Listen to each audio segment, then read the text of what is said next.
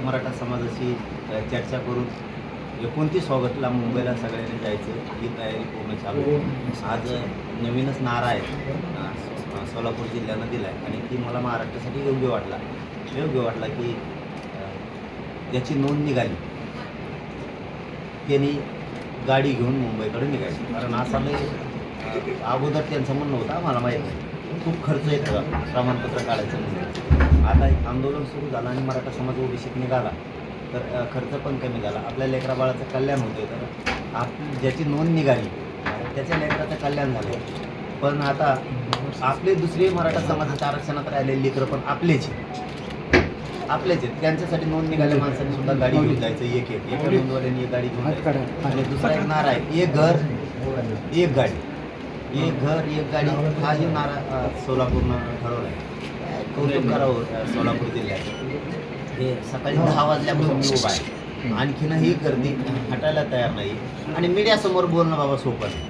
मीडियाला जर म्हणलं ना लय गर्दी होती तुफान फुल चिरफाड करीत असते. त्यामुळे खरंच बोलावं लागतं. आणि मीडियाचे बांधव सकाळपासून बघतायत तुमच्यापासून खोटं नाही बोलतायत. फुल गर्दी झाली. मला तर वाटलं सभाच झाली आता. कारण मी सकाळपासून उभा आहे. आता किती वाजले माहीत नाही मला. 12 1 वाजला असं आता 12:30 1 वाजले. 40 घंटे झाले लगातार बैठक सुरू आहे. एक झाली की एक झाली की 9 8 9 बैठक आतापर्यंत झाल्या असत्या. ती नारा चांगला आहे. महाराष्ट्रातल्या मराठा समाजासाठी सुद्धा चांगला आहे की एक घर एक गाडी. म्हणजे ज्याच्याकडे 4 व्हीलर आहे त्याने 4 व्हीलर आणि ज्याच्याकडं मोटरसायकल आहे त्याने मोटरसायकल. ज्याच्याकडे मोठी गाडी त्याने मोठी घ्यायची आणि ज्याच्याकडे बारकी गाडी मोटरसायकल त्याने मोटरसायकल घ्यायची. ट्रॅक्टर असलं तर ट्रॅक्टर घ्यायचं. म्हणजे एकदम सोपी प्रक्रिया आहे. रिक्षा असलं तर आपण आपला रिक्षा घ्यायचा. ट्रक असेल तर आपण आपली ट्रक घ्यायची. टेम्पो असेल तर टेम्पो घ्यायचा. आपल्याकडे जे वाहन असेल कॅन्टर असला तर कॅन्टर घ्यायचा. ही एकदम सोपी मोहीम आहे की एक घर एक गाडी. महाराष्ट्रातल्या मराठा समाजालाही सोलापूर जिल्ह्यातून जाहीरपणानं आवाहन करतो. अंतिम लढाई आरपारची लढाई अत्याशी विजय होणार आहे. भूतोना भविष्याचं रेकॉर्ड ब्रेक मराठी मुंबईत घुसणार आहेत. असं पुन्हा मराठ्यांचा दुसरा समुद्र कधीच बघायला मिळणार नाही. तो 29 ऑगस्टला बघायला मिळणार आहे. तर सगळ्यांना प्रत्यक्ष त्या लढ्यात साक्षीदार व्हा. सोशल मीडियावरती घरी बसून बघू नका. प्रत्यक्ष आंदोलनाचा आपण साक्षीदार व्हा. मुंबईतून 29 ऑगस्टला 2-3 दिवस कामं बुडा. लेकरा बाळांचं आयुष्याचं कल्याण होणार आहे. ही अंतिम लढाई आहे. एक घर एक गाडी. जे वाहन असेल ते फक्त दम्माने चालवा. शांततेत जायचं शांततेत यायचं. आरक्षणाचा विजय मिळाल्याशिवाय वापस फिरायचं नाही. कुणी जाळपोळ दगडफेक करायचं नाही. गाड्या दम्माने चालवायच्या. जर आपल्या शेजारी कुणी सरकारने लोक घुसविले आणि त्यांनीच काही जर धिंगाणा करून आणला 1 इंच सुद्धा मागं पुढं सरकायचं नाही. मराठीने 1 इंच सुद्धा मागं पुढं सरकायचं नाही. कारण ते आपण केलेलं नाही. जो केलेलं आहे ते धरून पोलिसाकडे द्यायचा. ते आपलं नाहीच. आपल्या जवळ कोणी जाळपोळ करत असतं दगडफेक करत असतं तर तो आपला नाही सरकारचा समजायचा. तो मराठ्याचा असू शकत नाही. मराठ्यांनी कुठेही जाळपोळ दगडफेक करायचे नाही. असंही आज सोलापूरमध्ये ठरलं. कुणी जर धिंगाणा फेंगाणा केला जागेवर बघायचं. पोलीस आले की ती येऊन तुपला धंदा बघ तिकडे. ती पलीकडे येऊन जाईल. जेला टाक नाही तर कुंकडे टाक. ते आमचे पोरं नाहीत. चांगली प्रक्रिया आहे. त्याच्यामुळे सगळ्यांनी शांततेत जायचं. आता सोलापूर जिल्ह्यालाही सांगितलं आणि त्यांच्यासमोरही पुन्हा एकदा सांगतो. सोलापूर जिल्ह्यातले पाण्याचे सगळे टँकर मनानं मुंबईकडे घ्या. तेही हो म्हणलेत. धाराशिवले सुद्धा हो म्हणलेत. कारण मी 5000 टँकर घ्यायचं म्हणतोय. आता मी कुठून घेणार. समाजाने घेतले तर ते येणार. त्याच्यामुळे समाजाने ते घ्यायच्यात. आणि डॉक्टर बांधवांनी सुद्धा सगळे डॉक्टर पोरांच्या सेवेसाठी या आंदोलनातला महत्त्वाचा घटक डॉक्टर आहे. डॉक्टरांनी पण यायचं आहे. मुंबईला आपले ॲम्ब्युलन्स घेऊन आपले डॉक्टर घेऊन 4-5 डॉक्टर 1000च्या आसपास आपल्याला ॲम्ब्युलन्स पण लागणार आहे. आपण यावं ही सगळ्यांना विनंती आहे. आपल्याला ही लढाई जिंकायची. मराठ्यांच्या डोक्यावरती आरक्षणाचा विजयाचा गुलाल टाकायचा म्हणजे टाकायचा. काय असतं प्रत्येक वेळेस माणूस काहीतरी एखाद्या समाजाची मोठ्या समाजाची जबाबदारीनं आपल्याला काम करायचं असतं. त्यावेळेस विचारपूर्वक मला पावलं उचलायला लागते. काही वेळेस 4 पावलं मागं सरकून पुढे सरकून समाज जिंकायचा असतो. ताठरपणाच्या आडमुठाच्या भूमिका घेऊन मला माझा समाज संपवायचा नाही. माझ्या समाजाला कुणी आडमुठं म्हणू नये. मला कुणी आडमुठं म्हणू नये. म्हणून आम्ही त्यांना 1.5 वर्षाचा वेळ दिला आहे. इतका देशात कुणीही दिलेला आतापर्यंत नसणार आहे. त्याच्यामुळे आम्ही वेळ दिला तुम्हाला. आणि तिथं आम्हाला 2012च्या कायद्याची दुरुस्तीची आवश्यकता होती. कारण आम्हाला ओबीसी आरक्षणात जायचं आहे. त्यामुळे ती झालेली प्रक्रिया बरोबर आहे. सगळ्या सोयऱ्यांची अधिसूचना त्यांनी काढली. कारण आम्हाला 2012चा कायदा दुरुस्त करून ओबीसी आरक्षणात जायचं आहे. फक्त फसवणूक इथं झाली. 6 महिन्यात अंमलबजावणी करू म्हणली होती. ती केली नाही. ती फसवणूक. तुम्ही लक्षात ठेवा की आमची मागणी होती ओबीसी आरक्षणाची. ओबीसी आरक्षणात जायचं म्हणलं 2012चा कायदा दुरुस्त करावा लागणार आहे. 1967 पासून ज्यावेळेस कायदे दुरुस्त करत आले पोट जाती उपजाती जाती घालताना त्यावेळेस 2012 पर्यंत आले आणि 2012ला आल्यावर आमचं आंदोलन सुरू झालं की आम्हाला ओबीसीतच पाहिजे. आता ओबीसीत पाहिजे म्हणल्यावर तेव्हा कायद्याला लॉक केलाय की कायदा तर आम्हाला दुरुस्त करून लॉक तोडून तर आज जावं लागल. त्याच्याशिवाय आम्हाला पर्याय वाटच नाहीये ओबीसी आरक्षण जायचं. मराठ्यांनी जे 75 वर्षात होत नव्हतं ते मुंबई जाऊन वाशीत एका दिवसात लॉक तोडलंय. जर ते टिकणार नाहीये, ते जर चुकीचं आहे सगळ्या सोयऱ्यांचं, तर मग छगन भुजबळांचे विरोध कम करते सगळ्या सोयऱ्याची अंमलबजावणी करून आलो. ते जर टिकणार नाही ना मग विरोध कशाला करायचा. यांची सगळ्यांची 100-150 जणांची एक टोळी होती की सगळ्या सोयऱ्याची अधिसूचना काढली तिची अंमलबजावणी करायची नाही. त्याच्यावर हरकत मागितल्यात कशाला हरकत दिल्या मग यांनी. ती कायदा टिकणार आहे कारण ती विशेष मागासवर्ग मागास प्रवर्ग मागास वर्गांसाठी ज्या ज्या ओबीसीच्या जातीत त्यांचे सगळ्याचे सोयरे जाणार आहेत नुसते मराठीचे नाही म्हणून तो कायदा टिकणार आहे आणि तो टिकतोय सुद्धा. तो कुठे जात नाही. मी अटेंड नाही केला देऊ. तिथं हायकोर्टाचे वकील होते, तिथं मराठ्यांचे अभ्यासक होते, आरक्षणाचे कायद्याचे अभ्यासक होते, घटनेचे अभ्यासक होते, आमचे सगळे समन्वयक तिथं होते.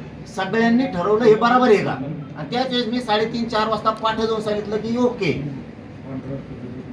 टिकणार आहे. त्याच्यामुळे कोणाला काय म्हणायचं म्हणू द्या, समाजाचा माझ्यावर विश्वास नव्हता. मला ते विषय काढला ना मला खूप तुम्हाला सांगतो आम्ही आमच्या डोळ्यानं रक्त सांगताना माईचा बघितलेला आहे. श्रीमंताची आई असली तरी आई हे, आमची फाटक्या कपड्यातली आई असली बाप असला तरी तो बाप हे आई. ज्यावेळेस त्याचं रक्त सांगतं त्यावेळेस घालमेल होती. तो विषय निघाला. आम्ही डोळ्यांनी बघितलं रक्ताच्या थावल्यात आमची आई पडलेली. तुमची श्रीमंताची आई म्हणून तुम्हाला ती आई वाटते, आमची गरिबाची आई म्हणून आई वाटत नाही. ही भेदभाव करणारा गृहमंत्री आम्हाला मान्य नव्हे. कारण इतके क्रूर हाल, बारीक बारीक लेकरांना गोळ्या घातल्या, गोळ्या संपल्याच्या नंतर बंदुकीच्या दस्त्यानं डोके पुढले गेले की 30-40 टाके आमच्या मायमाऊलीच्या डोक्यात पडले. त्या रक्त महाराष्ट्र कधी विसरलं नाही, विसरणार सुद्धा नाही. आजही अंतरवाले हल्ले नाही. तुम्ही आताही अंतरवालीत कुणी पण आलं ना तर कित्येक तरी म्हातारे माणसं आमचे बाजावरती झोपले, ते कुणाचे गुडघे मोडले, कुणाच्या पोटात गोळ्या गेल्या तर त्या मासाला गुतून घातले तर निघत नाहीत. कुठल्या डॉक्टरांना लिलावची हॉस्पिटलच्या डॉक्टरांना सुद्धा निघल्या नाहीत आजपर्यंत. काही काहीच्या छातीत गेल्या तर तिथं मासानं त्याला चौकून आटोळा पेटोळा घातला, निघत नाही आहेत. आमचे हाल आम्हाला माहिती आहे. इतके क्रूर हाल केले. ते काय देवेंद्र फडणवीस शत्रू नाही, ते काय दुश्मन नाही, वैरी नाही. म्हणजे हल्ला केल्यापासून आपल्या मनातून तो माणूस उतरला. इतका क्रूर हल्ला केला तो, इतका प्राणघातक होता की बारीक बारीक लेकरं नाही बघितली होती. किंकाळी काय होती ना त्यावेळेस तुम्ही असतात तर बेशुद्ध पडला असतात. इतका आक्रोश आणि किंकाळ्या होत्या की त्या काळात ते कोण आदिलशाही का कोण होत्या त्यांनी सुद्धा केला नसेल. इतका क्रूर पद्धतीचा हल्ला ते होता. माय माऊली आकंतानं ओरडत होती, तुम्हाला वाचवा, थेंबर पाणी तरी द्या. कोणी नव्हतं. पुराचे त्या नळकांड्या आणि गोळ्या संपल्याच्या नंतर बंदुकीचे दांडे, त्या हातातले दांडके मोडायच्या नंतर आमच्याच ठिकाणी आमच्याच लोकांना मारलं गेलं मैदानात. साधा विषय नाही आहे. म्हणून आता नाटकं करायचं नाही. म्हणतो की आता नाटक करायचं नाही, पुन्हा त्या भानगडीत पडायचं नाही. सरकारने, मुख्यमंत्र्यांनी सुद्धा नाही, गृहमंत्र्यांनी नाही, सरकारने त्या भानगडीत पडायचं नाही. तुमच्यामुळं तुमचा तर कार्यक्रम होणारच होणार सरकारचा राज्यातल्या, पण तुमच्यामुळं मोदी साहेबाच्या सरकारला सुद्धा बट्टा लागणार आहे, त्यांचा बट्ट्याबोळ होणार आहे सगळा. कारण हे मराठी याची होती. तुम्ही आमच्या आई बहिणीवरती हात टाकला, पुन्हा डबल त्या भानगडीत पडणे. काठी सुद्धा डावसायची नाही पोराला, काठी सुद्धा नाही. त्याच्यावरती मी आता आज नाही बोलणार. पण आम्हाला मुंबईकडे निघताना एकाही पोराला आडवं पडायचं नाही. राज्यातलं पांदन रस्ता सुद्धा सुरू राहणार नाही, पांदन रस्ता सुद्धा. मग बाकीचं तुम्ही तुमचं बघून घ्या. पांदन रस्ता सुद्धा सुरू राहणार नाही राज्यातला. माझ्या एकाही पोराला काठी सुद्धा अशी वर काढली नाही पाहिजे कुठं. पोलिसांच्या बळावरती मराठ्यांवरती अन्याय अत्याचार करायचा बंद करायचं. आम्ही शांततेत येतोय आणि आम्ही सिद्ध करून दाखवलंय. मुंबईत जाऊन सुद्धा करोडो लोक गेलते, शांततेत गेले, शांततेत वापस आले. ही पहिली देशाच्या पाठीवर, जगाच्या पाठीवर मराठींची जात अशी की शांततेत जाऊन शांततेत आली. आणि मी माझ्या समाजाला आव्हान केलंय, फक्त तुम्ही शांत यायचं, शांत जायचं. आरक्षण देण्याची जबाबदारी आमची आहे. तुम्ही टेन्शन नाही घ्यायचं, काही गरज नाही दगडफेकीत जाळपोळीची. जेव करीन त्याला धरून पोलिसात गाडीत फेकून द्यायचं, अजिबात नाही. पण नाटकं जर केले तर ते सरकारला जळ जाणार. आम्ही शांततेत देणार आहे, तुम्ही पुढून नाटक करायचं नाही. लोक गेल्यावर बंद नसतं पडत, तर सुरू राहतं. बंद नाही पडत, सुरू राहतं. शोभा येते शहराला, मार्केटला शोभा येत असते. माणसंच नाही गेल्या ते डांबरीच राहिले, त्याचं कुत्री झिंडते नुसतं. माणसं गेल्यावरती शहराला शोभा येते, शेअर उठून दिसतं, गोंडस असं गोड चांगलं दिसतं सुंदरपैकी. माणसं सगळे येतात तिथं, काळे मेंद्रे लाल पिवळे कसे बी येतात लांबून तिकडून ते पांढरे.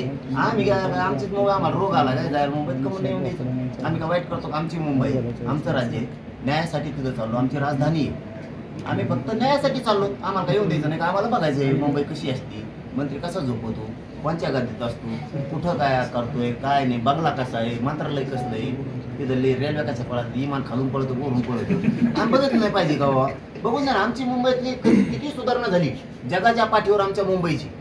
आम्ही बघितलं पाहिजे बिस्किट कसं निघतं, ती बैल कसा आहे ते झाला देऊ काय ते मार्केटचं पंचायत. आम्ही बघून ना आमचे लेकरं बाळ खेळ्यात मरेच बरे आले त्यांचं काम करू करू.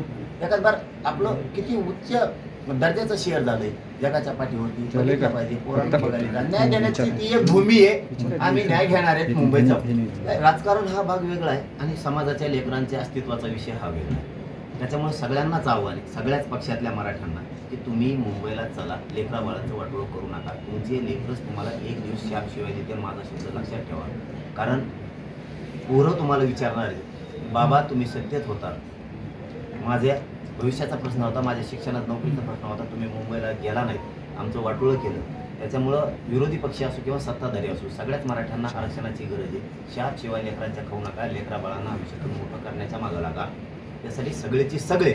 आज जर तुम्हाला कोणाच्या वतीनं फोन नाही आला तर मी सोलापुरातून महाराष्ट्रातल्या सगळ्या पक्षातल्या मराठ्यांना, गरीब शेतकरी मराठ्यांना, शिक्षक डॉक्टर वकील राजकारणी मराठी, एसटीत असणारे, आरोग्यात रेल्वेत असणारे, माथाडी कामगार, डबेवाले, टेम्पो आणणारे, रिक्षा आणणारे, ट्रॅक्टर आणणारे, सगळे जेवढे मराठी आहेत, टपऱ्या चालवणारे, हॉटेल चालवणारे, सगळ्यांना माझं आव्हान आहे, तुम्हाला हात जोडून विनंती की मराठ्यांच्या विजयासाठी, गरिबाच्या लेकरासाठी, आरक्षण जिंकण्यासाठी मुंबईकडे चला. आज माझ्याकडून तुम्हाला राज्यातल्या सगळ्या मराठ्यांना हात जोडून निमंत्रण आहे. सगळेचे सगळे एक दिवस मुंबईकडे निघा. फक्त तुम्ही एकच दिवस या.